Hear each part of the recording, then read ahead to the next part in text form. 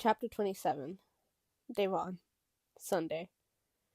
I knew she was serious when she said, "We're all black," but I never thought she meant dressed like a criminal, too. Chiamaka waves to me by the back entrance of our school, with a set of jangly keys in her hand and a balaclava covering her face. I got in through the back gate, usually left open for cleaners to come through. It's one of the rare places in Vegas without any CCTV. I kept watching my back on the way here, looking for scary masked figures with sharp knives ready to kill us both. But the streets were empty, with no sign of anyone following me at all. I approached Chiamaka and her eyes survey my outfit critically. Then she lifts the balaclava up slightly, revealing her unimpressed expression. "That's the best you could do?" she whispers. I'm wearing all black. I don't understand why she's making a big deal about it. We're basically wearing the same thing, except she's wearing red bottom heels, black boots, and I'm wearing a Converse. At least my shoes aren't going to click loudly and alert Aces and all the other anonymous people out to get us that we are here. "What?" I say. She shakes her head, pulling the balaclava back down roughly. "Nothing. Just come and watch the window with me." "What does this see into?" I ask, walking up to the back door and the window next to it. I could barely see anything with Chiamaka's big head in the way. "The library," she says. "Convenient. Anyone there yet?" "Obviously not. Do you really think I wouldn't say anything and keep watching them play in the computers?"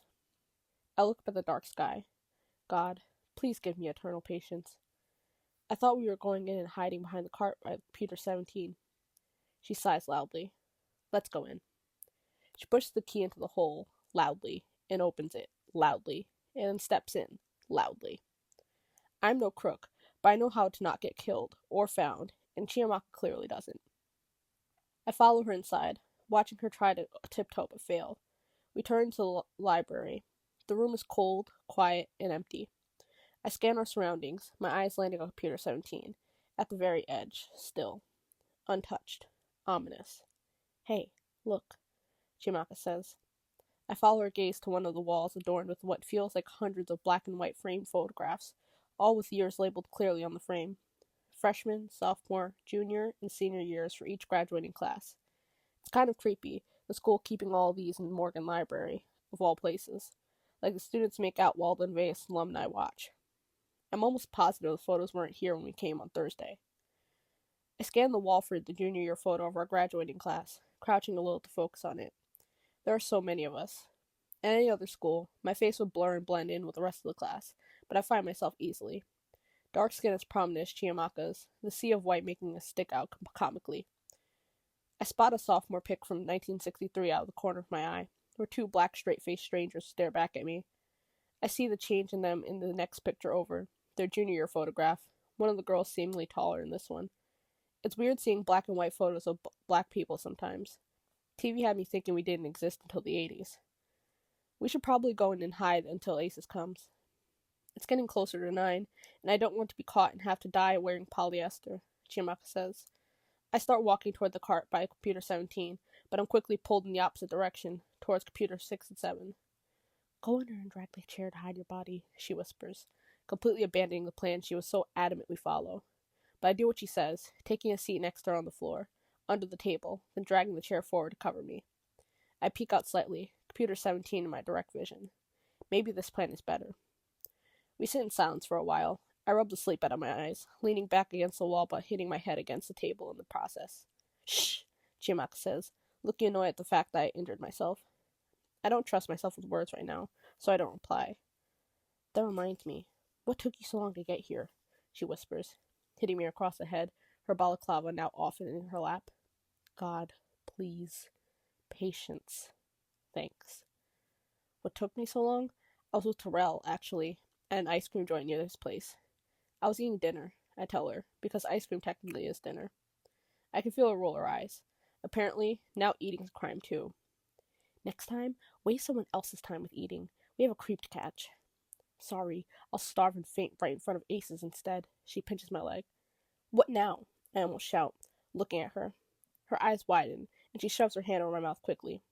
"I saw legs," she whispers harshly, her head turning toward the figure. There's a pounding in my ears as I catch a glimpse of movement. Holy shit. Inching forward, I peer out through the gaps between the chair legs. I see a person dressed in black, an oversized hoodie covering their small frame, with black jeans and shiny Docs. Their footsteps are heavy, boots scratching against the carpet, gloved hands limp by their sides as they step toward computer 17. This is it. Shit, I whisper without thinking, triggering an abrupt pause from the figure. I freeze for a moment, and I swear my heart stops, my body vibrating as I scooch back slowly. The figure turns toward us, scanning the room, and I see the scary smile of the mask from Thursday, the one that's been haunting me since, with its pale, vacant expression making it look so monstrous and terrifying. They stop looking around and continue heading toward the computer. Through the small gap, I see Aces pull out the chair in front of computer 17, sit down, cross their legs, and reach for the mouse. My heart is beating so fast. Chiamaka's breathing turns shallow. She sits back against the wall and curls into a ball. Her lips move, but no words come out. She looks so freaked out. I watch Ace's leg as they swivel gently in the chair. Chiamaka sits up slowly, passing me the rope she somehow fit in her hoodie pocket. She's going to tackle them, and I'm going to tie them up, and then we're going to take a photo. Hard, undeniable evidence. We'll also take pictures of the account and anything they have saved on there. We planned this, but somehow here, in the library, it feels like we're way ahead of ourselves. Before I can even catch myself, she's up and charging toward them. "Reveal yourself, bitch!" she screams, which I guess is my cue to stand. Chiamaka pushes the figure onto the floor and tries to remove the mask from their face. A few blonde curls slip out from their hood. I move closer, only slightly. I don't want to get blood on Terrell's hoodie. I hold the rope up, getting ready to jump in and tie their hands. Chiamaka finally rips the mask off, but instead of holding what I quickly realize is a girl down, she stumbles off the body, visibly trembling. As Chiamaka stares at her, frozen, the girl stands, turns, and rushes away from us. What the actual fuck? I throw down the rope and run to the library doors as they swing back toward me, hard, and then I race down the corridor. But there is nothing. No one. No sound of feet or movement in the dark hallway. I can't even tell which way they went. I walk up to the door to some of the nearby classrooms, and they're all locked from the outside. I stand up for a moment, watching and waiting, before I walk back to the library. "What the fuck, Chiamaka? You let them get away!" I shout as they open the doors again, but she doesn't even seem to really hear me. She looks like she's seen a ghost. Her face is drained of color, mouth hanging open. Before I can say another word, she rushes out the library too. After all that talk of when to take the quote-unquote the bitch down, Chiamaka bails when it needs her most. As I bend down to pick up the rope, my eyes catch the blaring bright screen of computer 17 instead. I lean in. The girl left the computer logged in to a page with black Spades symbols decorating the border. I sit down and scroll to the top of the page. Ace of Spades Secret Society. Generosity, grace, determination, integrity, idealism, nobility, excellence, respectfulness, and eloquence. Aren't those our school values? An animation of a smirking guy dealing cards grins at me in the corner. The words, "Press enter for some fun," appear across the screen.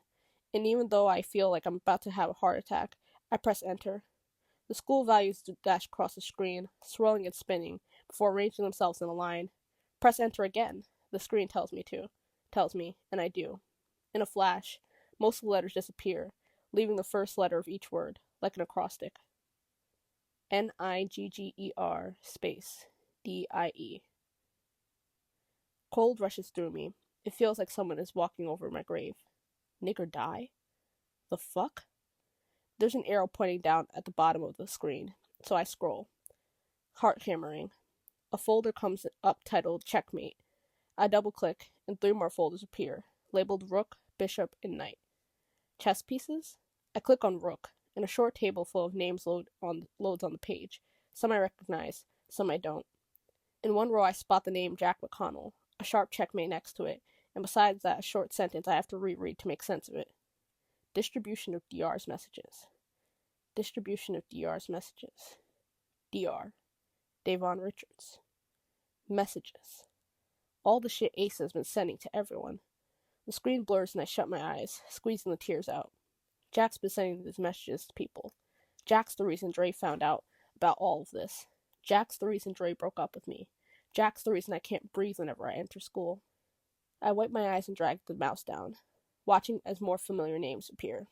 Unable to process, I'm numb as I click back and choose the Bishop folder.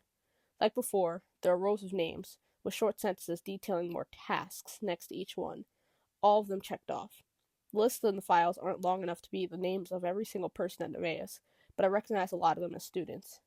Anger bubbles inside as I read more familiar names, like Mindy Lyon and Daniel Johnson, and other people I've shared conversations with, sat next to in class for almost 4 years. All of them on this. This. What is this? I come out of Bishop, now hovering over the next folder, Night, scared of what I might see if I click. The files here seem to be lists of names and vague duties, but nothing else. I decide to exit the Checkmate folder altogether, wanting to find more than this. Something that will tell me what the hell is going on. There's another arrow underneath Checkmate. I scroll and find 2 more folders beneath. One label, the girls, the other, the boys. I select the girls first. A list of folders with names and old dates pop up. Diana Walker, 1965. Patricia Jacobs, 1975. Ashley Jenkins, 1985. Each folder has a picture of a black girl. At the end is Chiamaka's name and her yearbook picture, the same one that was on the posters on Thursday. I click on Diana Walker, 1965, pressing the mouse again at a document labeled Aces 1. My hands are shaking. Immediately, scanned photographs of handwritten letters appear. Looks like our favorite Negro has been up to no good. Aces. What the fuck is this shit? I wipe my eyes again, clicking on Aces 2 in Walker's folder.